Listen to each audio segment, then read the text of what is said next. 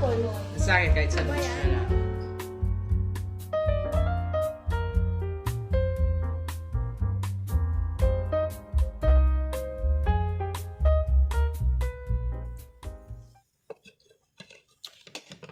Uy, nabalitaan niyo na ba yung sabi-sabi tungkol kay Emily?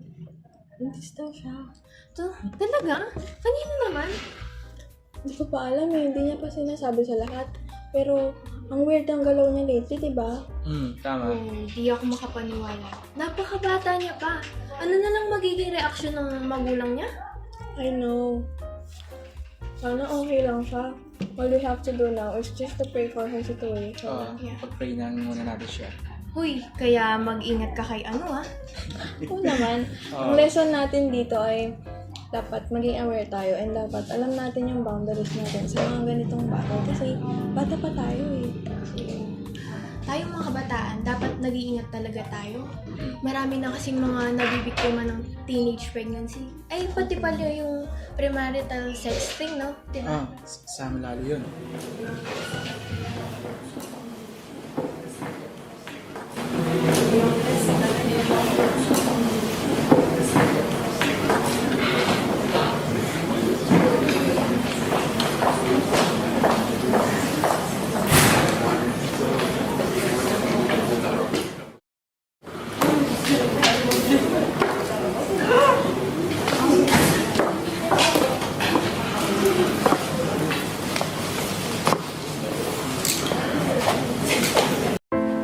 Ano ba? Ano bang problema mo? Sinabi ko naman sa'yo, di ba? Hindi pa nga pwede. Bakit? Di ba ginagawa yun ng mga magkasintahan? Pwes ako, ibahin mo ako. Ako, may paninindigan. Ako, may pananampalataya. Mahal mo ako, di ba? Tsaka, wala namang makakaalam nun. And it can make us both feel better pagkatapos nun. Whatever your reasons, basta ako, kung mahal mo ako, re-respetuhin mo ang desisyon ko. At kung mahal mo ako, makakapaghintay ka. Ano ba? Ano problema mo? Whatever your reasons, kung mahal mo ako, Bakit? re-respetuhin mo. Di ba ginagawa yun ng mga At kung magkasintahan? mahal mo ako, makakapaghintay Mahal mo ka. ako, di ba? Wala namang makakaalam. Kalma lang ka. Tama lang yung ginawa mo. Focus on your goal. Focus on your faith. Focus on your priority.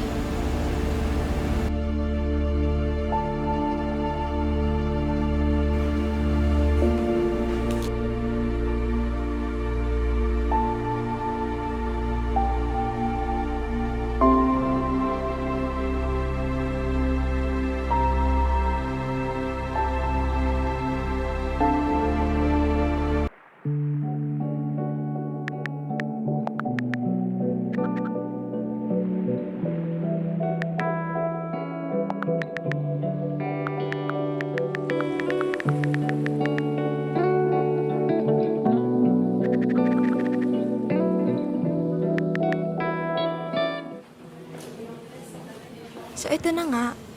Alam mo ba, si Dan, pinipilit niya ako Talen. Oh, anong sabi mo? Siyempre, I said no. Ayoko pa, no? Tsaka may tamang panahon para ron. Tsaka kasalanan kaya yun. Di niya pa naisip yun. Uy, okay ka lang? Sorry, Tess. Ako naman tong tatatang pumayag kay Ken. Madalos-dalos ako sa mga desisyon ko. Hindi ko man lang inisip kung anong kalalabasan nito. Nadala ako sa damdamin ko. Kaya ang resulta, nabuntis ako. Sorry din, Bes. I do not have the intention to bring this out sa usapan natin. I won't judge you, huwag ka mag-alala. Wala ako sa position mo ngayon. I just want to let you know na nandito lang ako para sa'yo palagi. Hindi ka nag-iisa. And please always remember, we have God to depend on sa ganitong sitwasyon. Okay?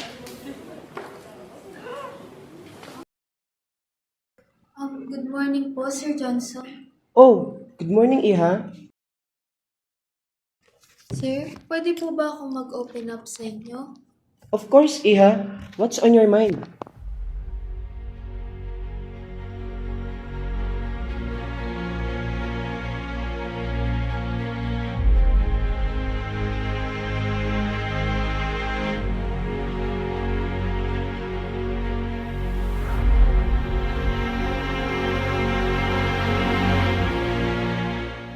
I'm so glad na dumating ka, Iha, para kausapin ako.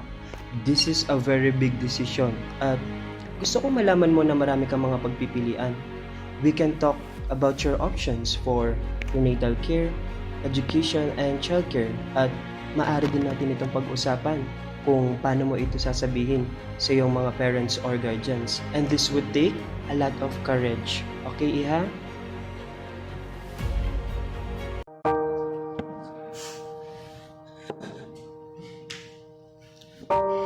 Emily naman!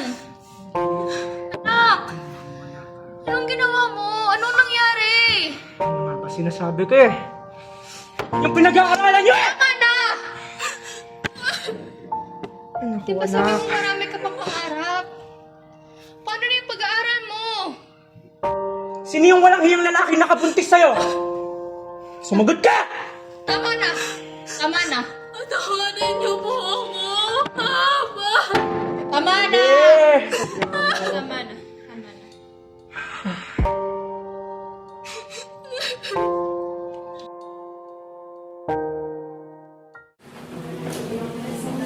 Bili na po kayong kwek-kwek, isaw, hotdog.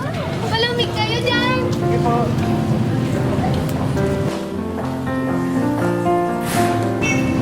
Oh, gusto mo na ba yung assistant mo?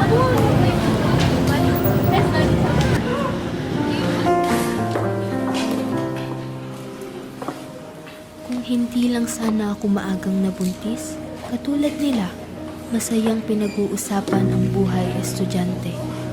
Katulad nila, may pagkakataon pang ayusin ang aking buhay. Katulad nila, may pag-asa pang maabot ang aking pangarap. Dapat sana'y katulad ko pa rin sila hanggang ngayon. Masaya, nag-aaral, at unti-unting binubuo ang naudlot kong pangarap sa aking kasalukuyang edad. Ang aral na natutunan ko, ang tunay na nagmamahal, dapat marunong maghintay.